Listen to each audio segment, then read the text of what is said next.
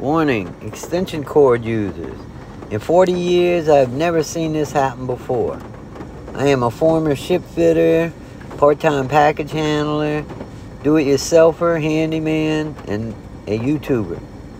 I wanted to warn all of y'all what can happen to extension cord. I cut grass and do little side projects. I was changing rotten plywood on a ramp.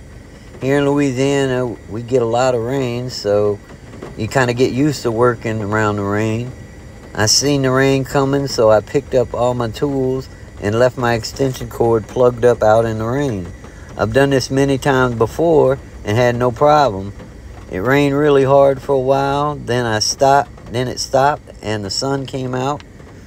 Just as I'd done many times before, I went to the end of the extension cord, shook the water off the end of the plug and plugged it in to my power tool. Nothing, it wasn't working. I thought maybe with all that rain it tripped the breaker. So I took the power tool to the receptacle, it wasn't a GFI, and plugged it in, and it worked. Then I started looking at the cord and found the connection between the 100-foot and 50-foot cord melted. I could see charring on the rest of the wraps on the reel. I didn't have any electrical tape wrapped around that connection.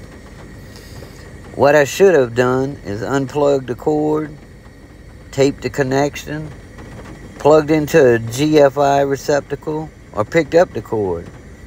By the way, I was able to change the connectors and tape up the charred areas and make the cord work again. Thought y'all should know. Y'all be safe.